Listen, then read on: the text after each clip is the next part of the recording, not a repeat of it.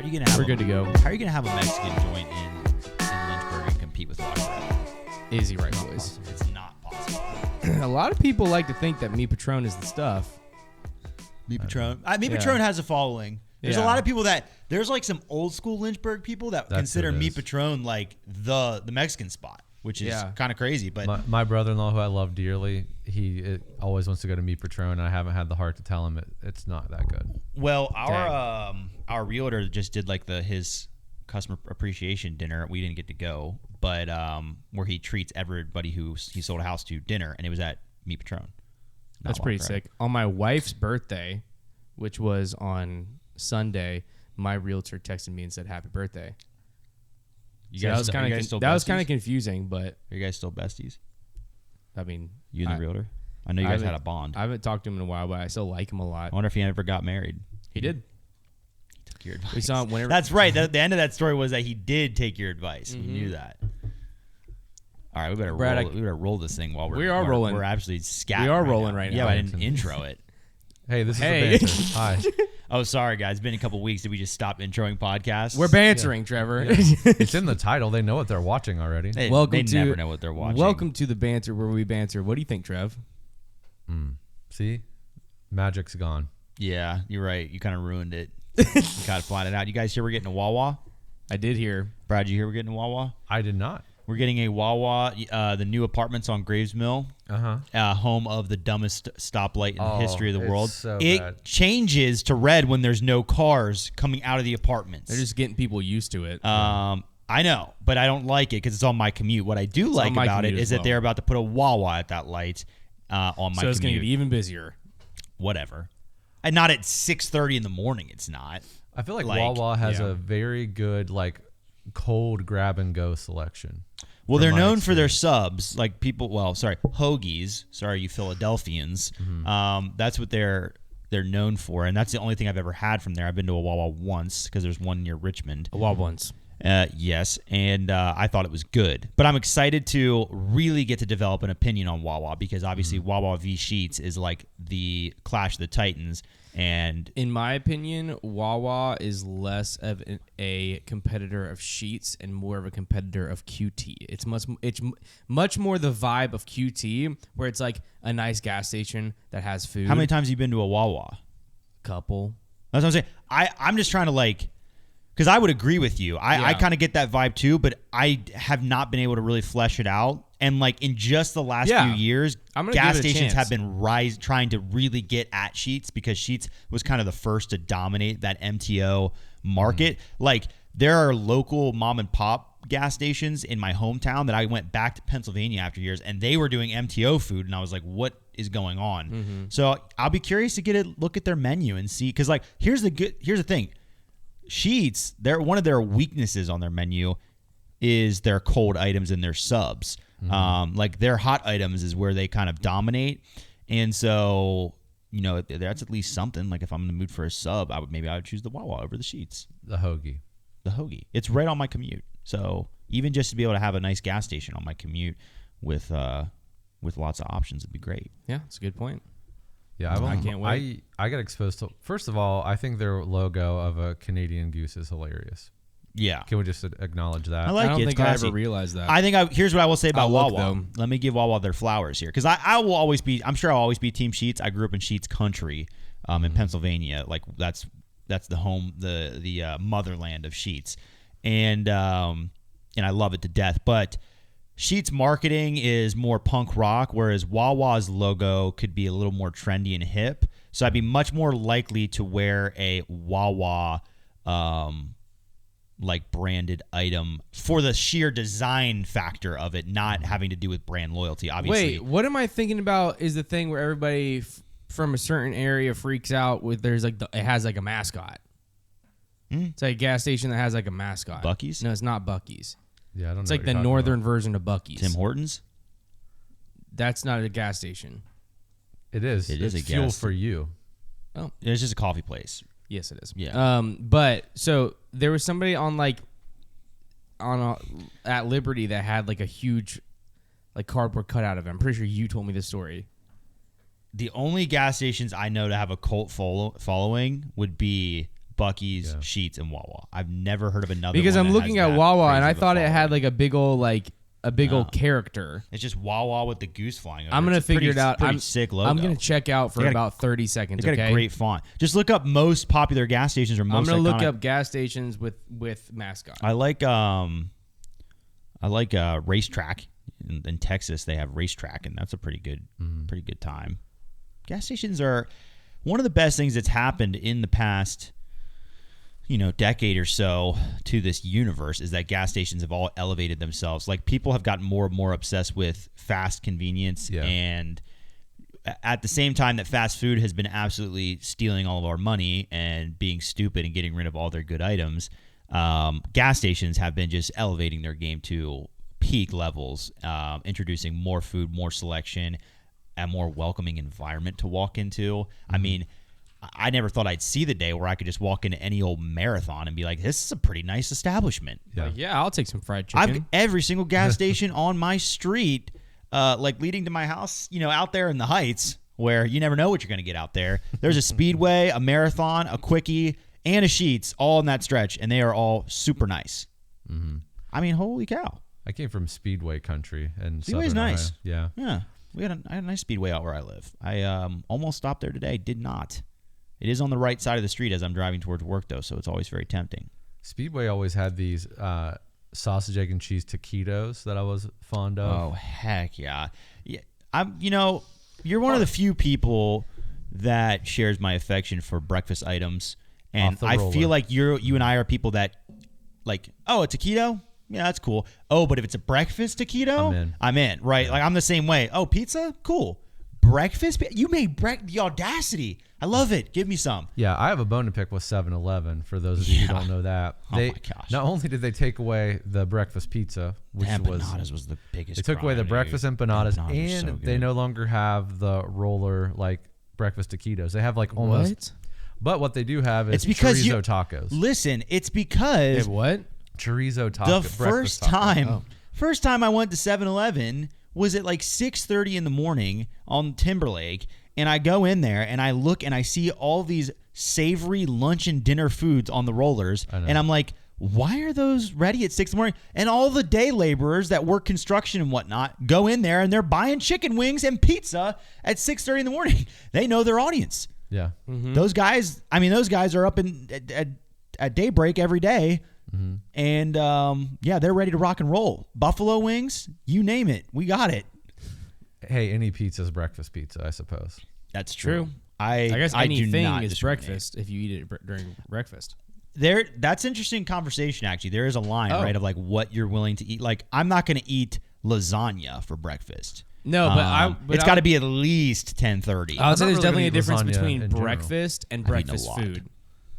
Yeah, but like there's certain foods I'm allowing to cross over, like pizza, for example. I'll eat pizza at 9 in the morning. Yeah, okay. Eat just normal pizza. Like, it's cold pizza out of the fridge. What sounds like the most miserable thing to eat? For breakfast? Yeah, that's cereal. Like a normal food item. Cereal. I love cereal. That's an interesting choice. It's a terrible breakfast item. No, we're talking about a non-breakfast item. Wait, I need to hear what Brad. What's your opinion? Why do you like cereal? I maybe eat 2 to 3 bowls of cereal a year, maybe. Do you like milk? No. And there's our answer. See, there's always an underlying thing. It also like it. So you don't hate cereal, you hate milk, and therefore.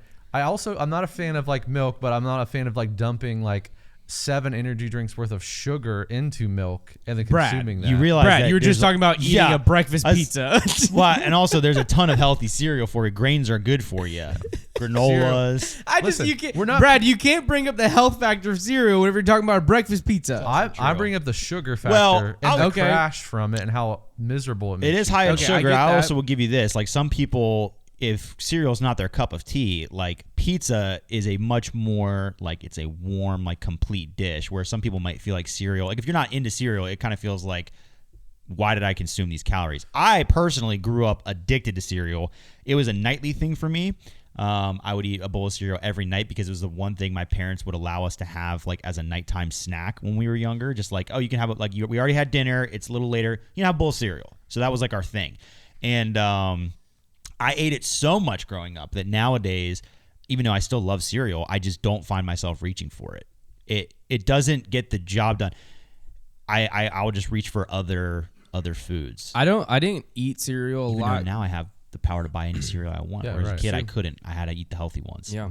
I didn't really grow up eating cereal very much, and then didn't really eat it in my still don't really eat it in my adulthood. I really only eat it at like cereal nights, where we like a party where it's like a cereal bowl night. It's a great time, and I love it. I mix all them things together. I think you and I kind of. But I don't think I would eat cereal. Yeah, I think it doesn't feel like a meal. It's a snack, even though it is a meal. Snack. Like if you get a big bowl of cereal, it is grains. It fills you up. But you always feel like I could have cereal, or I could, have a more full, intense, feeling meal. There's just very few things that make me feel as terrible as cereal makes me feel after I eat it. That's so funny. I don't feel like I feel bloated and sugar rush and then a crash. Well, what kind after. That's the sugar rush. You can get all healthy cereals. Okay, but those are gross. What do I want? Cow soup? It's gross. There's good healthy cereals out there. Who thought hey, let's take Honey some milk Nut Cheerios and aren't too bad for you, and it. those are solid. Yeah, I don't like honey, so that. What?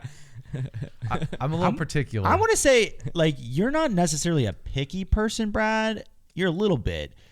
When it comes here's to what food. happens. Sometimes the things that you dislike in food, though, are not typical. No, yeah. Quirky food. You come across. There's people who aren't. I think I'm kind of like this, where I'm not a picky eater at all, but the few things that I do dislike are very common for people to really like. Yeah. So that's why it's it seems weird. I don't love spaghetti. Mm-hmm. And so people are like, what? But you'll eat it, though. I will eat it. Yeah, same. Yeah. I don't love red sauce in general, so I don't really like pasta.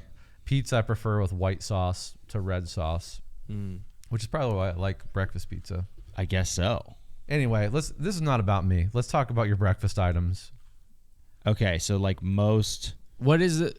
Worst breakfast item that's a normal food. I would I would say even a food that you would enjoy other times of the day. No, the worst food that you had it for dinner the night before, you wake up and you have to reheat it or eat it cold for breakfast. I think sauteed vegetables would be the worst reheated breakfast. Ooh, yeah, reheated vegetables that were already cooked soft. No, but that's not a huge. I feel like. But you can make a hash. No, you can't transform it. No, it has to be what it is. I feel like a meatloaf is not going to be great. Soup wouldn't be great. Oh, soup for breakfast? That would suck, dude. Okay. Either a really brothy, vegetable soup, or if it's really cold, though, I could get behind and you got that, it in a thermos, you might be kind of feeling that vibe. Yeah, I think on a cold winter's day, broth if you got a brothy soup, then you might, because it's going to warm you up, so at least you have that going for you on a muggy summer morning. I guess whenever I just think about eating it with a spoon. If I think about sipping it, it's not as bad, but eating it with a spoon sounds awful. You've eaten a lot of soup and been hurt by it. Have I? Times. Soup has hurt you. I know that those cans popping off in the microwave every day. The chicken pie soup. I like those soups are good though. Those soups are good. I ate a ton of my go-to meal in when I was homeschooled, throughout high school. My go-to meal, I ate for probably 90% of lunches, was a chicken patty that I would heat up. Heck yeah. And a can of soup, and I would get Italian wedding soup was my favorite one. Wow. Just my sodium count had to be through the roof. It's why you're shaky now. It's true. It's true. It comes on. I think meatloaf would be a bummer. I think meatloaf would be fine. Here's the thing: if it's you basically take sausage, there's a lot of, but it doesn't taste like sausage. Yeah, I mean, I don't think I'd hate it though. No. You know what? Meatloaf is kind of an underrated food, I feel like. Yeah, I think it gets a bad name, but a good meatloaf, at the right time, can be good. Yeah, that brown sugar ketchup on the outside of it. Yeah, it's just a weird food. It's a weird one. Yeah, but breadcrumbs. I can't think of anything worse than sauteed old vegetables for breakfast. They have to be old. No, the next day. Just kidding. Okay, a sauteed vegetable just the next day is going to be mushy. You're right. It's going to be mushy. It's going to be mushy. A little slimy. Not going to be great. I'm not a fan of broccoli for breakfast because I have had one time I went to First Watch and got a breakfast stir fry thing that had eggs, potatoes, bacon, all that stuff in it, and it had broccoli in it, and it was a huge bummer. Mm-hmm. It wasn't breakfast. It was probably 10 o'clock in the morning, but still, whenever I go to places like that, I usually get the most lunch-ish item on the menu because I'm just not a huge breakfast guy. Mm-hmm. Yeah. But I saw that and I was like, you know what? I should get breakfast. I'm at a breakfast place. And then I took a bite and it tasted broccoli and I was like, it's a bummer. It's a bum. Eggs and broccoli is a bummer. I think any meat or protein is pretty fine for breakfast. I can't really think of any protein I would not enjoy for breakfast. I think red sauce is a tough breakfast. Yeah, I can eat spaghetti for breakfast. I love spaghetti. Really? Yeah. That doesn't sound great to me. Well, you don't like spaghetti, so you're right, and it sounds sense. even worse in the morning whenever I just brush my teeth. Oh yeah. I think fruits are fine. Vegetables are kind of eh. I think pie is a great breakfast. Of course, pie is just a good breakfast. A dessert. See, I don't like pie either. Now, why? Why? Why don't you like pie? You have so many options for different kinds of pies. Maybe it's the texture. I don't think I like the crust you with like the flaky crust. I also have like a rule in my life. It's leave meat alone. I also have leave fruit alone. Like I just like them how they are. I don't like them put together. I don't like them messed with. Makes sense because your least favorite thing is fruit with meat. So it's like the two. So like a pie with like caramelized like. So you don't like an apple crisp? No, gross. So good with ice cream. I love apples or peach cobbler. Love peaches. No peach cobblers. No, thank you. Oh man, gross. It's like I don't know. I guess I don't like. Notice there's a theme. All this stuff is like mushy and gross. I don't like. So that's mushy. It's the texture. You don't like. It sounds to me a lot of the things you've been describing so far. It sounds like you don't like things that get to that softer texture. No, does it freak you out whenever like bread gets like soggy? Like just are you okay with? Okay, so you're okay because like my grandma is like terrified of soggy bread. She hates. I love a good like. It freaks her out. Burger with an egg on it. Oh yeah, that's a good time. That bun's always mushy. That for breakfast. No, it's more like I don't love like super sweet stuff either. Okay. Like I don't really like I love like a chocolate chip cookie. I don't really love cake. I don't really love. Okay, Brad, let's do an exercise. I want you to walk me through a week's worth of like great dinners in your household. Like just give me 3 dinners that you may have throughout the week at your house that are like great dinners that I really love. Yeah. So Kimberly makes this thing.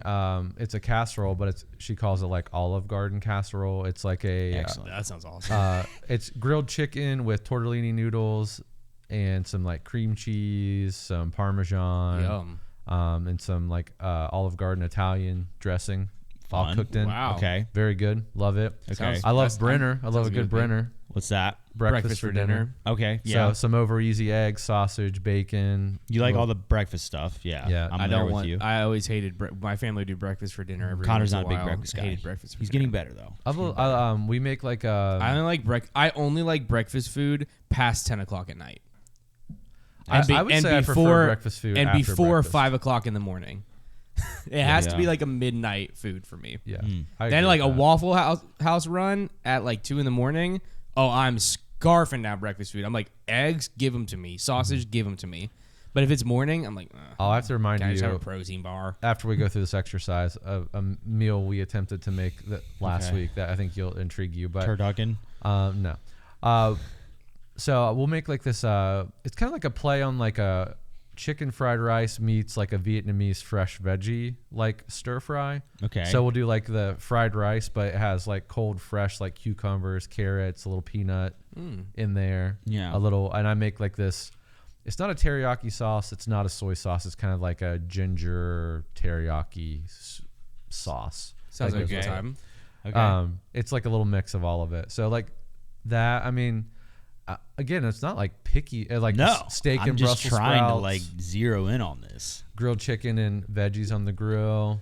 Because it like squash, cucumber. I'm just thinking to myself like some people are like nachos, classic picky eaters, right? Where you just kind of know like I've basically got to make some pretty generic things to play it safe. I love for you, spice. it's like I could, if I'm cooking for Brad, it's like I could make something pretty complex and he could love it. But there's like these landmines. It's like playing Minesweeper with your palate, basically. Yeah. Like, oh no, there's red sauce. Boom, you just blew up the whole thing. But I'll eat red sauce if it's not like only on Tuesdays. It can't be like the main flavor. It can't be the main character. You don't want to of the drown meal. it in the sauce. Well, that's how I am with red sauce. Red sauce is good as like an accent flavor to me, but I don't love it whenever it's like the flavor of the dish. Some people go overboard with the red sauce because here's the thing.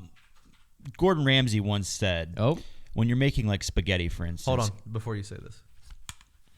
All right, go ahead. Gordon Ramsay once said, when you're making something like spaghetti, you just want to stain the pasta, okay? You don't want it to be spaghetti soup. You want to stain it, all right? You want to get that pasta to coat with the sauce. Just stain it a little bit so you're going to get that sauce taste, but you're not eating soup. And I say that every time I make spaghetti just to be pretentious. How does he feel about butter noodle? Who doesn't love butter noodles? So what I do with spaghetti, it's funny that you say that. Spaghetti. So Kimberly makes a homemade spaghetti sauce, which I like, but it's not like, I don't know. It has a different flavor than like your typical generic like red sauce. Yeah, I mean, if you buy a typical generic red sauce from the store, who knows what you're going to get. Yeah. She puts like green peppers in it too, which I like. That's a good time. I don't know. It's like more like a savory red sauce. Mm-hmm. Yeah. I don't know. Yeah. That's fair. Anyway, but I'll put a little bit of red sauce on it, and then I'll throw like butter in it and mix it so it's like an orange kind of cream sauce it a little bit. And then I will eat her lasagna. Language. I will eat her lasagna. It's the only lasagna I'll eat. I think lasagna for me though is more like ricotta. Ricotta cheese is. You know what's so funny? I love ricotta. I could eat a bucket of ricotta. She uses cottage cheese. That's what she uses. Yeah. Kenzie, the recipe she does has cottage cheese in it. That hurts my feelings because I love ricotta so much. Ugh, I think gritty. I think both are in it potentially, but in any case, like a calzone. Oh my gosh, a calzone with the mozzarella and the ricotta. I love them.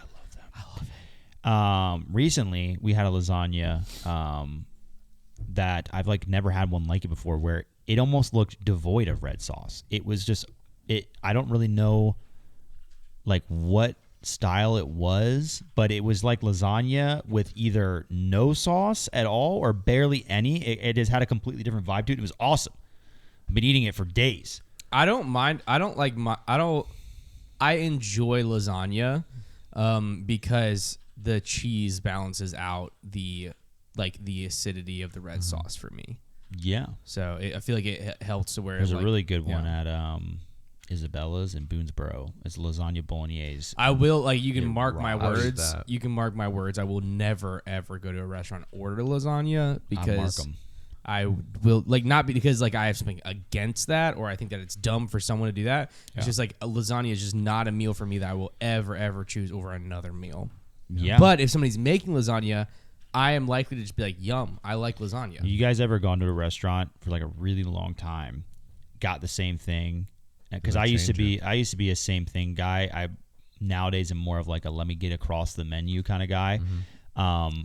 And then like after years, you decide to switch one day and realize that something better was on the menu the whole time. Mm-hmm. That's happened to me multiple times. I've become, and I think I'm just like evolving into my full form as like a dad probably, or like I'm getting like reaching toward old guy territory, which I was born to be an old man. It happens quick. I can't wait to be a grandpa. Anyway, but I'm more of like I go to a place and I ask the waitress or waiter what they like, and that's what I order. Yeah, that's how you know I'm not picky. I'll eat whatever, as long. And if there's like mushrooms, like hey, just take the mushrooms out, or if there's something weird, I'll just see if I can take it out. But I'll try a little bit of anything. I'm never a menu customizer. I do. I've never asked for. I wanted how it was intended to be. It depends for me.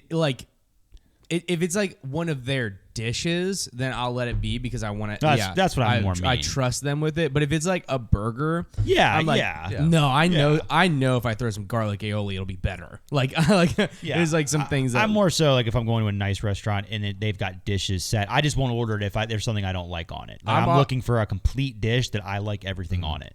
I'm like, my main menu customization is, would you mind swapping out the American cheese for cheddar cheese? That's my main one. I'm not a big American cheese guy. But I do a similar thing, Brad. I used to have and still somewhat have this problem, but it's not quite as bad anymore.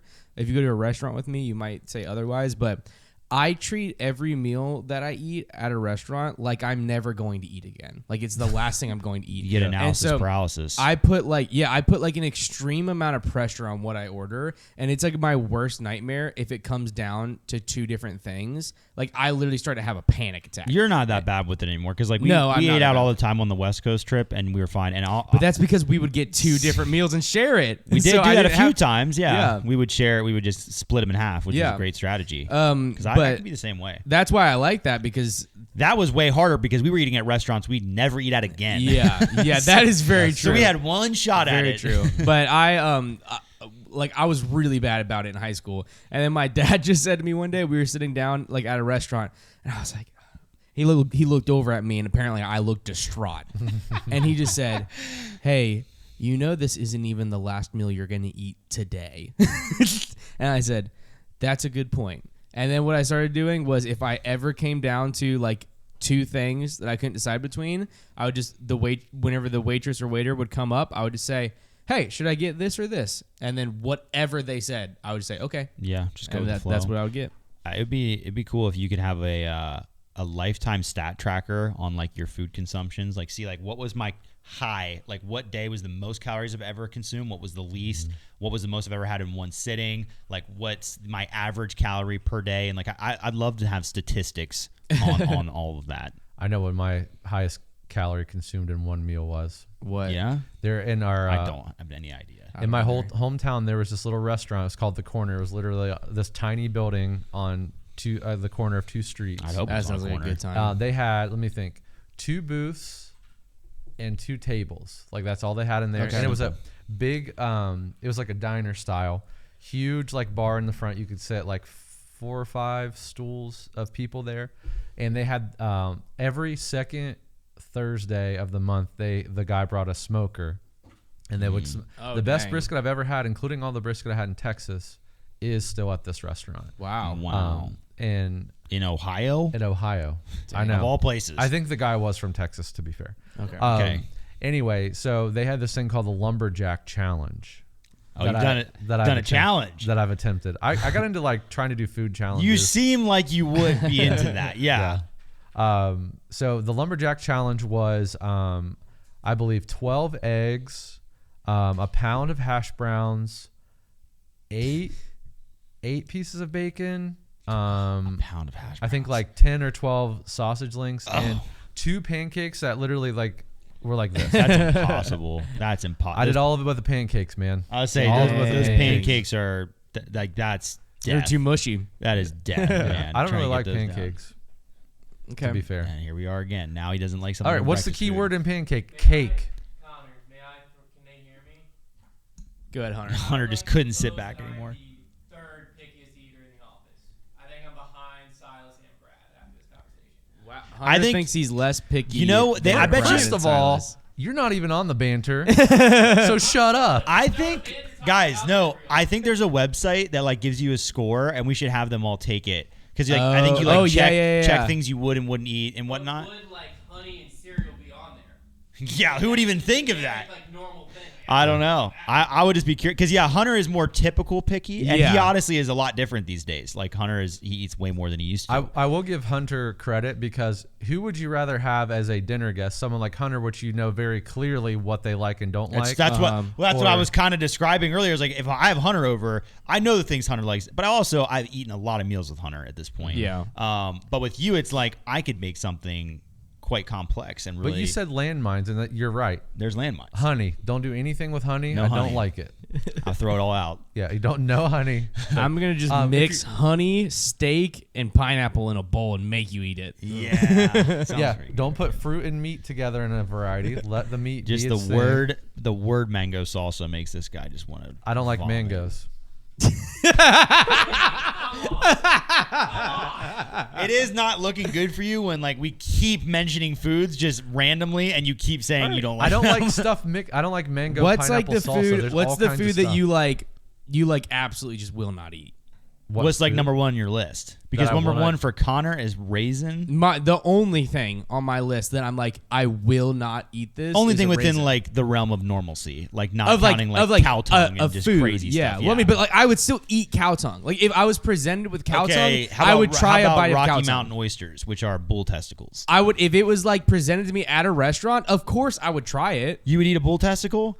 I would would try, not consume. No, yeah. I'm saying like it, like I like all you those. You would be. That's crazy. All right. If you, I think careful what you're about to say. If you I'm had never it, no, sticking a testicle I in think my mouth. no. Just to be clear, if there's here. because people make those Rocky Mountain oysters at like restaurants and stuff, and if that was in a spoon, like a bite of that was in a spoon in front of me, and there was a spoonful of raisins, I would choose the bull testicle. I know I don't like raisins. Listen, here's the thing. I know I don't like raisins, so that's miserable to me. The other thing, I'm just like, oh, well, this is at least like a fun story. I've tried this. That's true. There's a fun story there. I did the escargot thing whenever I was on a cruise. It was fine. It's kind of weird. Yeah. I didn't love it, but I don't know that I have a food that I'm like I will not eat that. My number one. Mushrooms, I'm allergic to those though. Yeah. That doesn't count. My number So one that picky, makes me Brad. like I'm just cringe kidding. thinking about eating it. Growing up, my ultra number one food was tomatoes. Like pretty much my only nemesis in food was tomatoes. Nowadays, if it's like cooked into something, no problem. If it's sliced on a sandwich, like I actually enjoy it. The only tomato form that still Cherry tomatoes. cherry or grape tomatoes. I can't do cherry tomatoes, because dude. it's two things combined: the flavor of a tomato, which is already like it's fine as an accent, but I don't really love, combined with the popping sensation, which is why I'm not a huge grape guy. Me and Trevor bonded yesterday. Holy I finally cow, found dude. a person that doesn't really like grapes. It's because of the texture. They taste delicious, but they just like explode. I'm not ready Yeah. for it. I need you to ease me into it a little bit. But I it's don't not like a pop like okay, that. here we go. I'm gonna casually eat a grape. Doesn't exist. No. It's like casually throwing a grenade. Like you can't do it. Like you can't be like, I just want to hurt this guy. No, your whole body is getting true. exploded with grape. It's why I don't really like the boba tea stuff because like I don't. But like so the boba tea though, if it's the tapioca, those are better. yeah, I think which is that's real boba tea. It has Yeah. tapioca. Yeah. So you're talking about like those like things that you get like sweet frog. Yeah. The tapioca ones are fine. I'm still not gonna Because they're get like it, Jello. But yeah, it's like they're whatever. But yeah, cherry or grape tomato is my. Yeah, then way. cherry tomato is like a grape, but then whenever you Doesn't even burst taste into good. it doesn't. Yeah, it's bad. Oh. Yeah, I don't love tomato. I don't like ketchup. I don't really love red sauce. There's another one. Ketchup.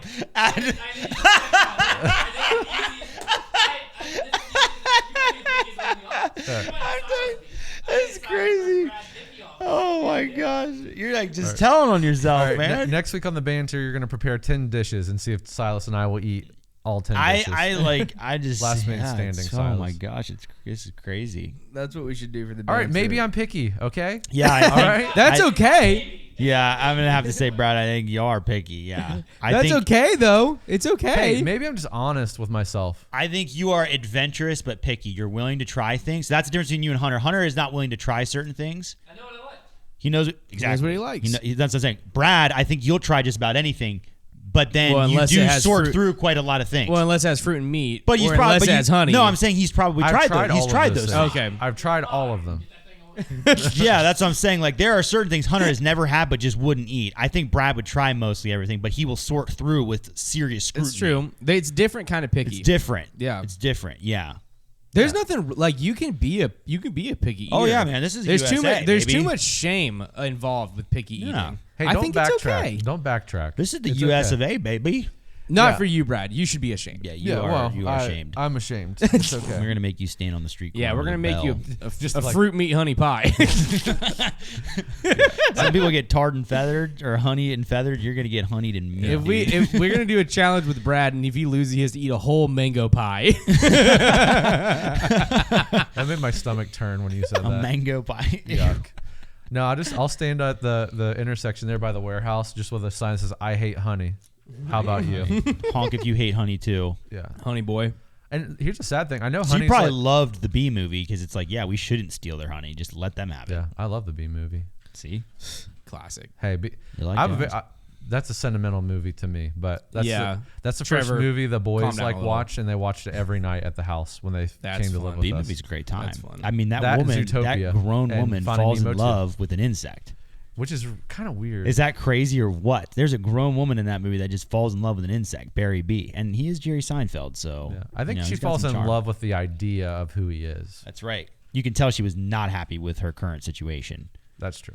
That's oh my very true. goodness! I watched that in theaters. Jerry with my Seinfeld uncle. transcends whatever his bodily form is. Yeah, that's true. I've heard Jerry Seinfeld is an awful dude. Oh. Yeah. he has to be. I know, yeah. Like I never really watched Seinfeld. I've seen clips, and I think it probably is like funny. I love one of my aesthetics that I love is television. For years and years has always glorified New York City and living in New York City. Like any kind of sitcom that takes place in New York makes it look like, oh, New York, that's the place. Magical Yeah. place. And in 90s New York, especially, like if you watch old rom-coms like When Harry Met Sally is a good one, or like all of Seinfeld, any kind of 90s New York setting just the way they dressed, the way the culture was. Oh, we're going to the Knicks game later. Like everything about it was like, that looks like the place to be. So every time I watch Seinfeld, and you see them in these apartments, because Friends is in New York, right? Yeah, Friends. They got these like chic apartments that would have actually cost $1 billion. Yeah.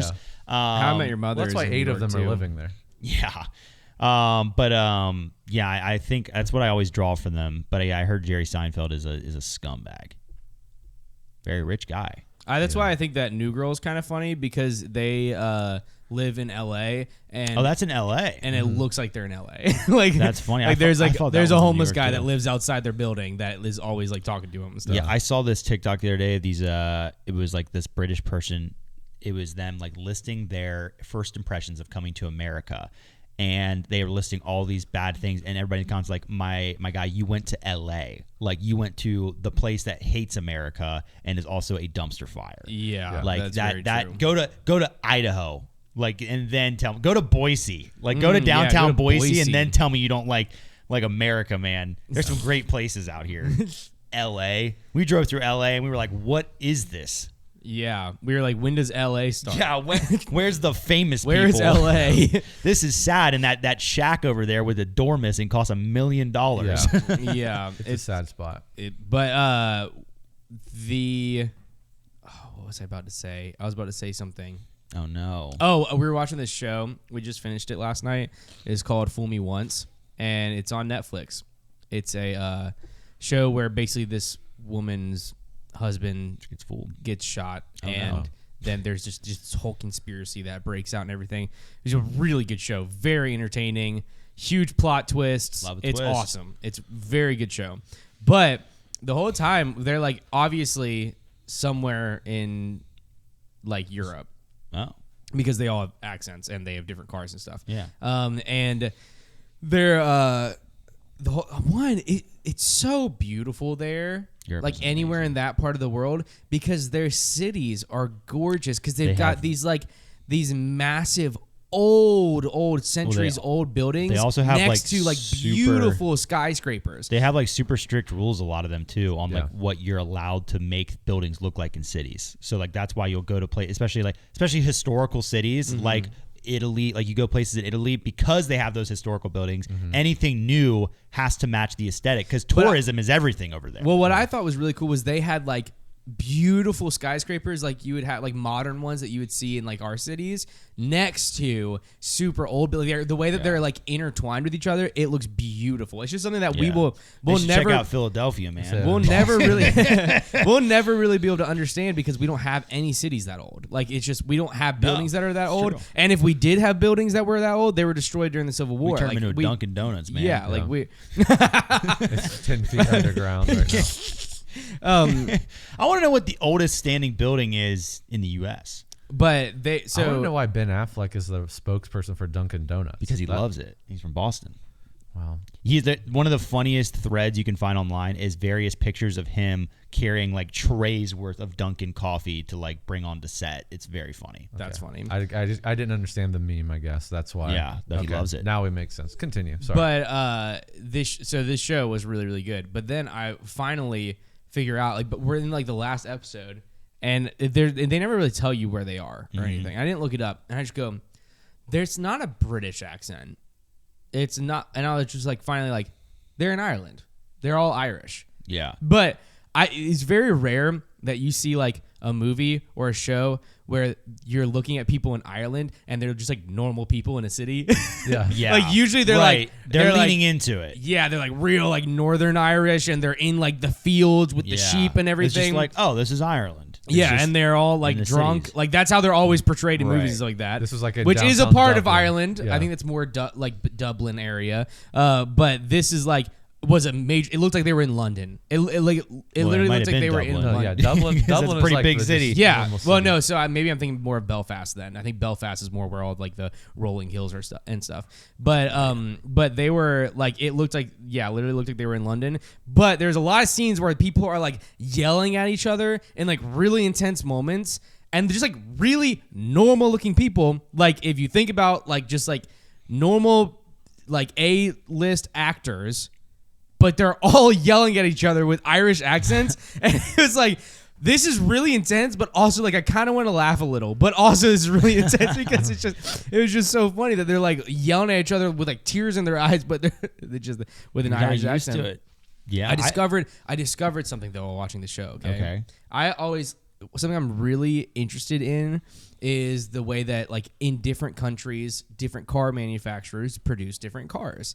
And it's always fun to be like, oh, why didn't they ever release that in the US? That'd be so sick. Well, Ford even does this. Mm-hmm. Ford has different cars in different countries that they don't have in the US. And I see in this show, this lady pulls out a gun and makes these people get out of a truck, and she jumps in and starts driving it. I'm like, that's a Ford truck. Like, not weird because there are Ford trucks in other countries. The F-150, whenever it went global, was very popular. But this was like a Ford truck I hadn't seen before. It looked like, think like a early 2000s Tacoma or Frontier or like that kind of rounded body style. Yeah. But it was a full like crew cab or king cab, like four full-size doors and like a short bed and like had like the lights on top. Like it was like an off-roader vehicle, but like more of like a touring rig, not like a big old massive F-250. And like, so it looked like that style truck, like a mid-sized truck we see here. Ford doesn't have a lot of mid-sized trucks here. Well, now they released the Ranger is now a mid-sized truck. It used to be a small truck, but so I'm looking at it, I'm like, that thing's sick. Like, why wouldn't they release that here? And the closest thing I think of was it looked like the Explorer Sport Track. Have you guys seen those? Yeah. But they aren't like, they're a little like dopey looking. Yeah. Like they're not ugly and they're not bad cars. They just don't look like super sporty like that. They still look a little chunky. Yeah. So I was like, it's not the same thing. So finally, last night I go on a deep dive. It's like midnight, and for some reason I couldn't sleep because I was just Googling this truck trying to figure it out.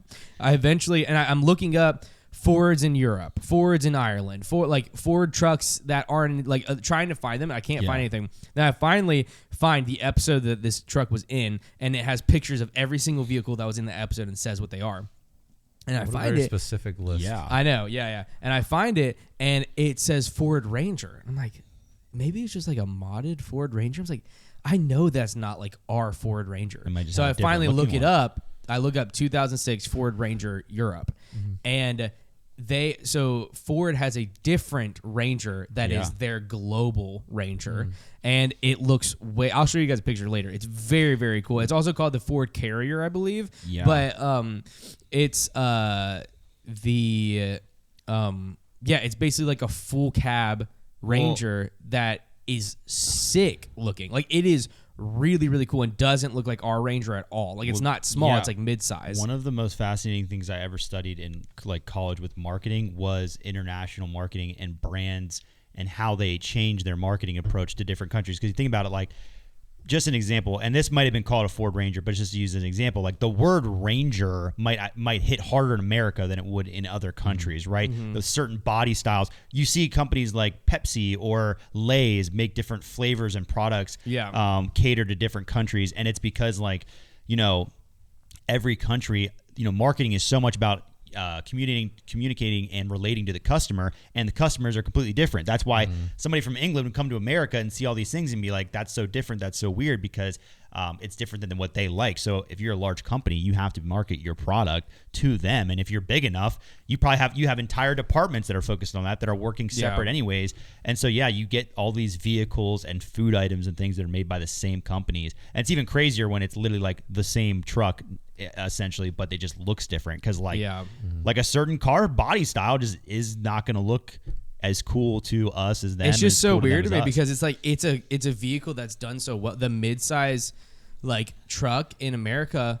Well, I guess it could also just be what's popular too. Like, it didn't start doing great until recently, like the craze of outdoorsy. Because touring vehicles and off-roading vehicles have been huge in Australia and stuff for a long time because they don't do huge trucks. You know? I would say that the style of vehicles too, like right now, SUVs are pretty popular in the U.S., becoming like kind of a big thing to get the crossovers, SUVs, where maybe sedans are still super popular in Germany. And like Ford's like, well, we got to make more sedans for Germany, but we got to. Ford's not making any sedans. I know they're not making it. Just an example, but I'm just saying other companies, you have to cater in that sense too. Well, this Ranger, one thing that I thought was interesting. Do you guys remember the old Rangers that are also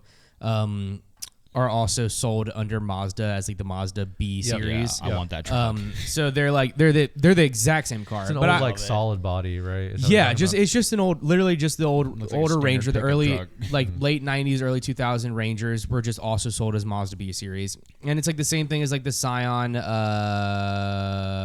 Scion has one too. The Subaru BRZ, the Scion something, and the Toyota something. They all are the same car. They're just a sports car. Mm-hmm. But I always just thought it was like a lot of times, like this Chevy Blazer and the GMC Jimmy. Like sometimes other car companies just are able to like buy the car from the company that makes it and then sell it as well. And that's just how people have been able to do that for a long time. So I just assumed Mazda was like, this is a little truck that's cheap. Let's buy it from Ford and let's put our name on it as well. Yeah. But actually what happened was Ford and Mazda worked together to make that Ranger. So like they that's why it also was under Mazda, is because they actually worked together to make that truck. That's crazy. And so in those other countries, they still work together to make that truck, because even the newer Rangers, their like global Ranger that they make is also now called the BT50, the Mazda BT50, and it looks like literally if you take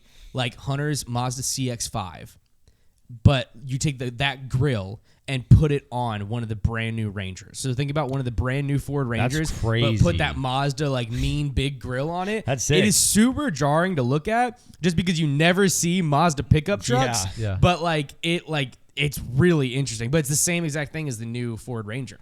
Interesting. So it's so weird. Collab vehicles. Yeah. I want to see a collab between Ferrari and Jeep.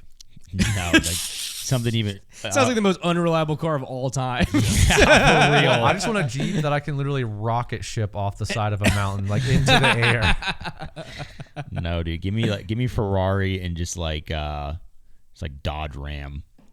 I want to see a Ferrari truck. I saw a video Ferrari yesterday. 2500 I saw a video yesterday, and it was like, here's the whole truck was just a motor. It was like, this is the Ram TRX, and the truck that like has the Hemi in it, or the Hellcat motor in it, 1 billion miles an hour. And he was like, this is my review on it, on a high mileage TRX, and I was like, oh, this is gonna be a fun review. Like maybe it like kind of falls apart a little. Yeah. Like, that's kind of fun. And he's like, you can see like the seats have held up super well, the steering wheel, it's like held up, like all these things have held up super well, and I'm super surprised with like this vehicle that has high mileage on it. He shows the odometer, it's got 60,000 miles on it. That's not high mileage. That's not high mileage. Yeah. High mileage doesn't happen until you hit six figures, to me, and even then, Yeah. I don't. Now I would say like high mileage for a lot of vehicles is like you get past 150. I mean, it's if you're calling your Maybe vehicle high 130. mileage at 60,000 miles, then you just don't have a reliable vehicle. Well, life expectancy of vehicles is much lower than it used to be. It's true. Yes, that is very, very I say give it another 15 years and maybe 60,000. well, they don't build everybody. cars now that they expect people to keep running for the next 20 years. No. They build cars that they know that you're going to drive and enjoy because of all the luxuries now, and then you're going to bring it in and trade in for the new version In 5 to 6 years. Yeah. Which I think is really sad. That's basically, that's basically how everything's it's not made, good. not even It's not just cars. like it's really bad in a lot of situations. And I'm not like a huge like, not that I'm against it, but I'm not actively a huge environmentalist. But that's really bad for the environment to just constantly be cycling through cars like that. While like right now we've got a ton of old cars on the road that people are keeping running because they're made to where you can do that. Things are interchangeable and stuff like that, and so they don't go to junkyards as much, and it's way save better. the environment. Appliances are the same way, man. Mm-hmm. The dryer that came with the house I bought, I'm telling you, is probably from 1980, and guess what? It still runs like a charm. Well, it's because the world moves too quick now, so it's hard to advertise anything to someone and Lasts say forever. You're gonna have to pour time into this. Yeah, you know, like even like taking things like people are just not patient enough. People fill their life too much to where they don't have even the chance to worry about anything like that. Like it's sad. There's something comforting as a part of I obviously have a Gladiator that's new, but I have a Wrangler TJ from early 2000s that has 192,000 miles on it. Mm-hmm. But there's something comforting getting in that car, because I mean, like I told you guys, the brakes went out the other day, but that's like the first time the brakes have needed replaced, and this thing is 192,000 miles. And I'm like, anything that goes wrong with this is going to be pretty minor, considering like it's not going to be like this big electrical thing. Yeah, well, you're not going to do a ton of troubleshooting. The more things they put into these cars, the more things they can break. I know I sound like my parents saying that, but and I'm not particularly handy when it comes to like cars. I've had enough TJs at this point that I can work on them for the most part, but I feel like if I had to work on it, again, it's not going to be like minus a major engine thing or a major transmission like issue. Yeah. Anything other than that, I can feel like I could do or have done before. And I feel like they're like Lego cars. They're very easy to just like, I'm going to replace this with a newer thing and like do this, add some lights in, whatever, and we're good to go. That's what I would always consider. Like previously in my life, I've actually like called it that. I'm good at being a Lego mechanic. So if there's a part that just needs to be taken out and put back in, no matter how hard it is, no matter how deep it is in the engine, it's just a matter of take this bolt out, take a picture so you remember where it goes back. And then you're just taking things off and putting them back on. It's just disassembly and reassembly. Anyone can do that. Bad, screw, take out, put in. Like anybody can do that stuff. It takes a little bit of knowledge to be able to know what you need to Google and what you need to YouTube. I realize that's a lot of times like kind of the barrier to entry. But like anybody can do that. It hasn't been until the past like 3 years that I've had to step into the world of like the theological mechanic, like someone who has to think about this could be wrong and this could be wrong. And not only do I just replace this part, but I have to modify it to make it work because of things now. And like, it's so stressful, but I feel like it's opened me up to like a new like world, but basically working on my truck has made me do that. Cause with my BMW, it's always been just a take off bolts, put back on, because that engine's so simple and also is known to be that straight six engine by BMW, the B30, I think is what it is like known to be one of the most reliable engines of all time. They put that engine in so many things, and a bunch of other car companies bought that engine from BMW to put in their cars because it's such a reliable engine. Is that the one that's in the TJ? It has a straight six in it as well. I don't know if it's the same one, but the straight six is just a really reliable engine. Yeah, that design. BMW's straight six today is still one of the most reliable engines. That's why they put it in the new Toyota Supra. And Toyota doesn't put unreliable parts in their cars. That's true. So the reason why Toyota put a BMW engine in their Supra, which everybody's really, really upset about, is because they vetted every single engine made, and they found out that the most worthy of a Toyota badge was the BMW straight six, because it's like one of the most power to reliability ratios that there is, which is what a Supra needs. But anyway, so with my BMW is always just like replace parts, easy. There was not a lot of thinking, just take bolts out, put them in, and you have a ton of space to do so. But with my truck, it's a Nissan. So it's Japanese, so it's already going to be a little bit more complicated because they've been dumping technology into their cars for a long time. They've been doing it really well. That's not a knock against the Japanese cars. Japanese cars are awesome. But it's just like way more sensors, way more computers. Even in an early 2000s truck, they dumped so much technology into this thing. And I've had to like think about things and theorize. What's the word I'm looking for? I think theorize is what you're going, over it a lot more. But it's made me like smarter and better with cars, but it's also given me more stress than I've ever had in my life. When I talk about sensors, and Japanese cars, my Nissan, which I like my Nissan. It's been good. It has 185,000 miles on it. Hey, a lot more trunk room than I thought. Yeah. You're telling me, man, that thing, it never fails. I gave Trevor a worktop for his new workshop, and I was like, Trevor, there's no way you're going to fit this in there. It was 78 by 34. Yeah. And I was like, there's no way. Fit. Yeah. And he sends me a picture in my driveway. I just left it out for him. He's like, see, told you it'd fit. Okay. The sensors in that car that are currently broken, the tire pressure sensor is broken, and the washer fluid sensor is broken. So both of those will never go away. Even though they're perfectly fine, and cost a stupid amount of money to replace for no reason. Cost a stupid amount of money for the mechanic to replace? Yes. Okay. Yeah. I think the sensors, I think the tire sensor are actually just expensive. I feel like I looked them up because it's not just one, you need them for all four. I I was like, oh my gosh. Okay, never mind. I was like, here's how I'll sense. I'll get out of the car and I'll look at the tires and I'll see if they're low. I'll sense it. Well, yeah, it's not. And my washer fluid. You don't really need. I'll push the washer fluid thing, and if it doesn't go up, I'll be like, I bet I need more. The best way to have, the best thing to have the tire pressure sensors for is if you hit something in the road and you're like, dang, did I just blow a tire? Yeah. And if the sensor comes on, you're like, oh, I did. But Rather also, than you can just be like, you know, also just be like, well, my car's pulling really hard to the left. Yeah, right. I've blown a couple tires. It hurt me so bad. I'm still not. I try to get used to it, and I have no, like, I do not shame people who take their car to the mechanic at all. Completely get it. We're different people. I do, like, I go for convenience in life where other people don't, and then other people go for convenience in life in places that I don't. It's just depending on where you want to make those sacrifices and where you don't want to. Mm-hmm. I hate it whenever there's people who are like, oh, you're gonna take it to the mechanic and they're gonna charge you everything. It's stupid, but I mean, sometimes it's just more. People would rather pay money for the convenience. I get that. But there's times... also, you are extremely knowledgeable about cars. So you have a skill set that most people don't even have at all. Like, because I think that this story... Because if I had the choice between trading in hours of labor for the mechanic, I would do it. I would scrap the convenience, but I just don't even have the skill set. You have years of knowledge. That is true. But there is still, like, every once in a while where I hear a story or hear someone talk about it, I'm like, ah! Yeah, it hurts. Because I was talking to somebody at church the other day, and he was telling me about this mechanic that they take their cars to, and he's like, yeah, they're super honest, super nice guys, and I believe that. Like, I 100% believe that. Yeah. But he was like, I took my check engine light came on in my car, and it's like an old Toyota Yaris. Yeah. Like, it's like but he was like, so I took it by O'Reilly's and had them read the code, and it said a mass airflow sensor.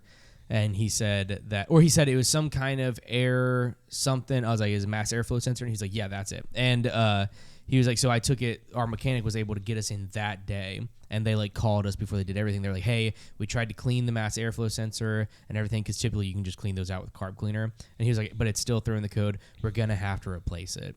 And he was like, oh, okay. He's like, how much is it going to be? And he was like, it's going to be $350. He's like, wow, that is way less than I thought it was going to be. Because I think anytime someone takes a car to the mechanic, if it's like under $500, they're typically kind of surprised. Yeah, you're pretty happy about it. But I heard that, and he was telling me this as a way to say, like, our mechanic is awesome. Like, he's really cheap. And I like had to hold back because I was like, because I know that a mass airflow sensor is like the better part of $30, and it would take literally maybe 20 minutes to change, and that's including having to change your clothes. How do they even just? I mean, when like a mass airflow sensor is so nowadays when I have a car problem, I'll call around a little bit to quote it, because I have found that there are multiple mechanics that do an excellent job that are way apart in quotes, like so far apart. And then also I like to run it by Konner, because Konner a couple times has been able to tell me, you could do it. Like, I replaced the headlights in my car at one point because Konner was like, you can do that. Not that, just a couple bolts, right? Yeah. And I was able to very easy. Or there was a time where Konner fixed my air conditioner. I paid him to do it instead, much cheaper, and also wasn't that difficult. Took us a couple hours. And it was a good time. And it was a great time. There are a few moments better than whenever cold air started coming out of those vents. That rocked. That was a lot of fun. Still have the old compressor. Where's that core charge at? Still got the Murray. I am a lot more... Like, I'm more like, okay, now how much does that part cost, and how much I like to get them to tell me, because I like to be able to sniff out a little bit if that's just ridiculous. Yeah. Because then I'll get them to tell me, then I'll tell Konner, and he'll be like, here's this part literally online. They're absolutely pulling your leg here. Yeah. I mean, whenever I got my truck inspected, they told me the third tail light was out. Like the one up top. That's another one that I did they said recently. It was going to be $600 for them to replace it. And I said, why $600? And they said, well, labor plus the part is really expensive. I looked it up. One, I don't buy everything OEM. I kind of choose what is important to have OEM and what isn't. Like, I had to change a harmonic balancer, which is like a crankshaft pulley. That feels like maybe an OEM thing. So I got an OEM part for that. It was expensive. But like for like different things, I'll get aftermarket. Don't really care, because it's like, if it breaks, I'll replace it again, depending on how hard it is to replace. That's how I choose what kind of part I'm buying. But I looked it up. The OEM one was only $80, and I was like, okay, so why is it so much? And then I looked it up. An aftermarket one was $20 on Amazon. And so I ordered the aftermarket one, and it was literally 2 screws. Yeah. You take out 2 screws, and then you plug in a wire in the back, and you put it back in. I changed it in the parking lot of the place I got it inspected. Well, I'll tell you, that's the best. Well, I'll tell you, an auto experience I am happy with is I'm getting my oil changed in the Murano tonight at Walmart. Because that rocks. Yeah. Full synthetic. $55. It's only like $10 more than if you buy the oil and the filter yourself. Yeah, and then while they're doing it, you just walk around Walmart. Yeah. It's a great time. Looking forward to it tonight, 5 o'clock. Be there, be square. That's probably what they bank on. They probably bank on like, it's going to take us 30 Walmart. minutes to do this, so you're going to go spend money at Walmart. That's an actual thing. And they're right. I am going to spend money at Walmart. Maybe I'll get another Wrangler tee while I'm at it. I'm telling you right now. But that's a great time. I have check engine lights on both my cars. Oh. But I know I need a code reader. I'm about to order one off Amazon. I have one. Oh. Well, I have the one that you plug into the what's the port called? Yeah. I have that one, and it was like $20 or $30, and it reads to my phone. I know the Murano, it's a catalytic converter. I got that code read a long time ago, and they told me eventually it would need replaced, and that'll happen eventually, but that sucks because that one is expensive whether you do it yourself or you take it to a mechanic. And then the Pontiac, I believe that code, it was something that's going to end up relating to a sensor, so it drives completely fine for what it is. Let's just gut your catalytic converters in the Murano. It'll sound like a lawnmower, but yeah, there's no emissions test in the state, so true. It is still technically a federal crime to delete your cats. I'm pretty sure. It's a federal crime. I think it technically is. Yeah. How are they gonna know? They won't. They won't ever know. But never know. It's technically. Yeah, I got to figure out. Who does the cheapest catalytic converter replacement, because I feel like that car probably doesn't drive as strong as it could if it were replaced. Yeah, the cheapest way to do that would be to go to like a pick and pay kind of place and just crawl under an old another Murano and take the catalytic converters from there, and you pay very little for it. But you don't know how used those are. Yeah, because like everything I've heard is like I'm not escaping with under $1,000. There's not like a modification to like go around catalytic converters except for deleting them. But honestly, sometimes deleting them, people think that would make your car faster. But a lot of times, these more modern engines, and by modern engines I mean ever since they put catalytic converters in cars, they are tuned and especially made to receive the back pressure created by catalytic converters. So whenever they don't have that back pressure, they actually run less efficiently. I'll for sure be driving this one until the top speed's 45. That's my goal. Well, even then, you can get around 45. I had, listen, the Pontiac last year, so my 2 cars have 175,000 on the Pontiac and 185,000 on the Murano. But neither of them cost me anything, so whatever. Every month that they operate, I am making money essentially. So I love them. I love them dearly. I used to hate them. I love them now. I've changed my stance. Pontiac had a great year last year. I don't think I spent a dime on the Pontiac. That's awesome. I spent a lot of money on the Pontiac, but in relation to if I had to replace it, not much at all. No. The Murano had a tough year last year only because of one stint where the alternator went bad, and then it took them forever to fix it, and then right as soon as I got it back, it had a misfiring piston, but it turned out being okay because they comped the piston thing. So actually I got a repair that would have cost me something and probably didn't even have anything to do with them for free. So that's pretty awesome. Overall, both cars had a decent year, and looking forward to a great 2024. 3 months in, we're doing great. Oil change tonight, 5 o'clock. Gabby listed her car on Facebook Marketplace, and we're getting some hits. Nice. I thought you said you weren't going to do Marketplace. I kind of changed my mind. Okay, we'll talk about that later. Well, because there isn't anything mechanically wrong with the car. The engine and the transmission run great, and there are no check engine lights on. It just vibrates a little, but I'm chalking that up to it's just not a great car. Are you going to disclose that? They will feel it whenever they get in the car and drive it. I'm sorry, but there's nothing wrong because I know the engine runs good. I know the transmission runs good. I would drive that car to California tomorrow, and I know that it will get me there and back. That car has never broken down on us, but it just does vibrate whenever you sit and idle. I think it's just because it's a Ford. That's what I'm chalking. But you'll let them test drive it. Oh, of course. Yeah. And I won't lie to them if they say, "I notice it vibrates." I say, "Yeah, I know. I'm not really sure what that is." Yeah. No, just gaslight them. Be like, there's actually an earthquake. they're handing you the money. It's in your hand. You're like, oh, by the way, it vibrates. See you. Thanks. No, they will feel if it vibrates. Subaru's calling your name. You can't deny it. I mean, if somebody, it's not hard for somebody to see a car for sale, and then it's not my responsibility to say, here are the common issues with this car. You know, like I will tell them the engine runs great, the transmission works great. And then they'll sit in it and feel that it vibrates. And I'll tell them there's a dent in the trunk. Like I'll tell them stuff like that. But it's their responsibility. It's your responsibility if you're buying a car to Google what are the common issues with a 2018 Ford Focus. Dang, and then you buy a bicycle because you realize every car has so many issues. Yes. I want Konner. I mean, am I wrong in saying that? I'm not being dishonest. Just to be clear, because this is why Trevor's saying this, Brad, is because I said I don't really feel good about trying to sell the car on Facebook Marketplace because I will have a hard time if some like Liberty girl comes and wants to buy this car. I don't feel honest by like telling her I think this is a good fit for you because I don't think it's a well-made car. But at the end of the day, that's not my fault that the car's not made well. You know, like if she can text her dad. You're right. I mean, you're like, right in the sense that you shouldn't just be stuck with this vehicle. For that fact, yeah, like, you didn't even buy it, and I don't. It's not that I know there's something faulty with it, because that's what the realization was. It wasn't that I know there's something wrong with it that I'm not telling you about. Mm-hmm. It's just that this is not a really well-made car. Whenever you're buying this car from me, what you're paying for oh my gosh, and Brad, it is abysmal. If we do sell this car on Facebook Marketplace, how little we are selling it for, but it's even more abysmal how much every single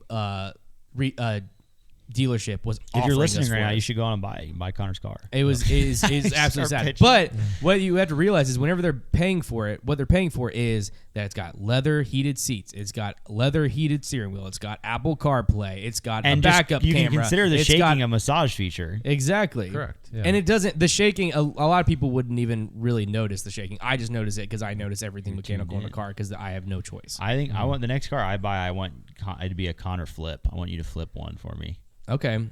I've been seeing a lot of Isuzu Troopers for like $700 on Facebook Marketplace. That's a good idea. What's that Suzuki car that's like a 2-door? Samurai. Yeah, I want a Suzuki Samurai. Also a